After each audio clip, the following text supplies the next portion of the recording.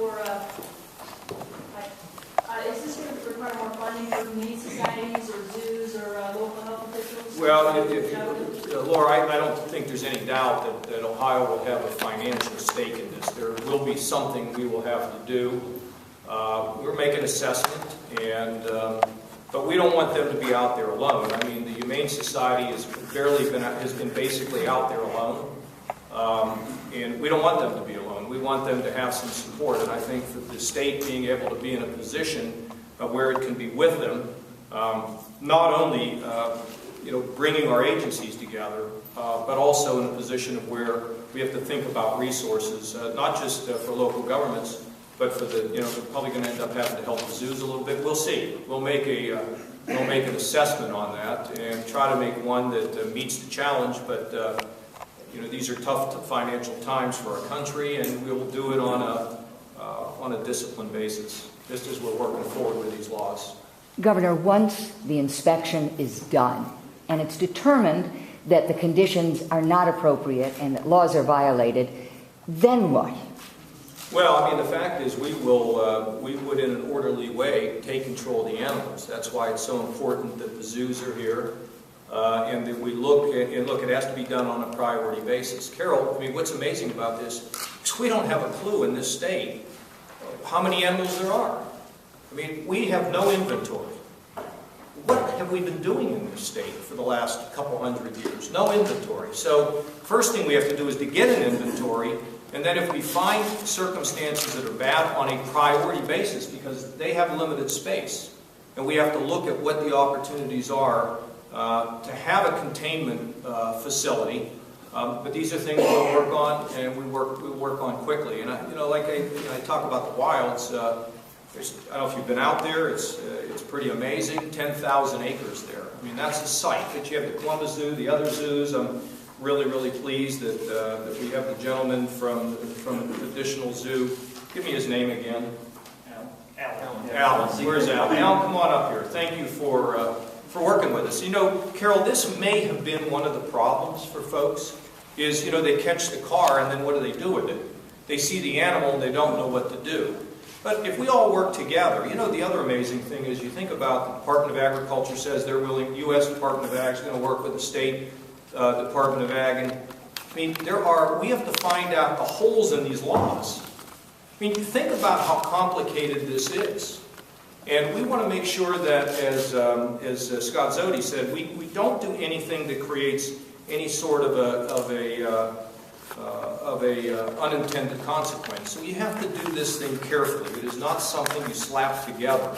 Maybe why nobody ever did anything is it was complicated, it took time. But fortunately, because of this, it's got our full attention. And one thing I love Suzi, but Suzi, all the statutes in the world don't keep something like what happened from happening. I mean, who would have ever dreamt the guy's going to commit suicide, open up the cages? The question is, why did he have all those animals to begin with? Was it appropriate? But we don't need to think backwards. Fortunately, no one was injured or lost their life. Thinking backwards isn't going to get us anywhere. Why did this person do that or whatever? We need to think in the future, and we think we're on very solid ground moving forward. So then, Governor, when we're talking about the task force and what's already been in the works, moving forward now with this legislation that's coming quicker, what do we expect details-wise to differentiate the executive order now with the... Well, first of all, the executive order had no teeth. It wasn't founded in law. I can't just go out. I'll give you an example. I went to the Children's Hospital, said I want to give them $2 million. I have to get that through the legislature. You don't just put out an executive order that is not grounded in statute and think you got something accomplished. It just was ineffective. What we will do here is we're dealing, and frankly, there's a provision in the grandfather one hen. I mean, I don't agree with that. I think we're going to go back and check. So what is this going to do, this framework? It's going to take a reasonable approach to statutory or legal changes that need to be made through the legislature to make sure that we can be on top of this. What are some of the things we will look at? I don't know that we need to have these auction houses in Ohio.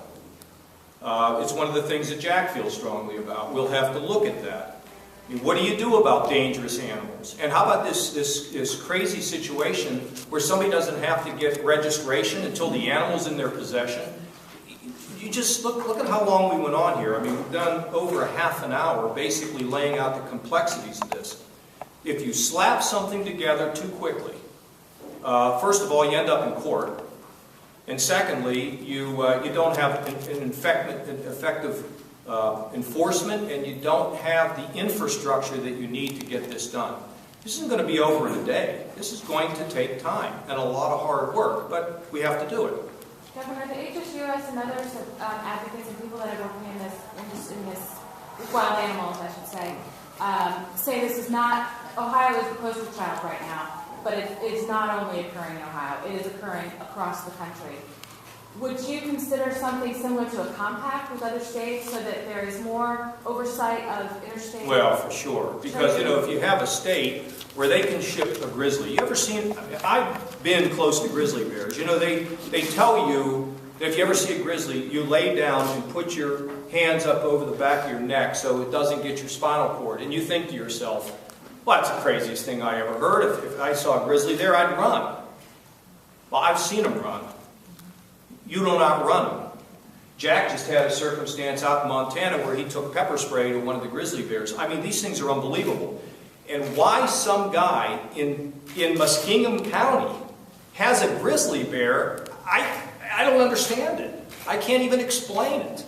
But we have to... But if that grizzly bear came from Indiana, and Indiana didn't have to tell us until they shipped it here, there's a reason to think about cooperation with other states. We're trying to cooperate with them on compressed natural gas. We try to cooperate with them on prescription drug abuse.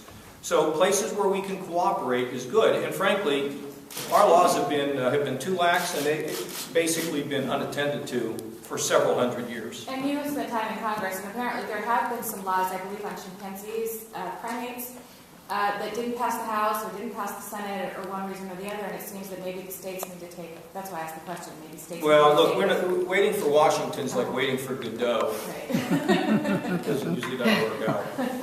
Governor, I understand your rationale of the Strickland order, but why not have taken some of the steps you're taking today, a month or 2 months or 3 months after that order expired? Alan, we set the task force up and all the stakeholders sat around the table. And they said that they felt that if we got this done by the end of the year, it would be sufficient. Now, Alan, if you and I had sat in a room and we listed out how don't we say 10,000 of the top things that might happen in the state of Ohio? I mean, 9,999 might be space junk falling on your house, okay?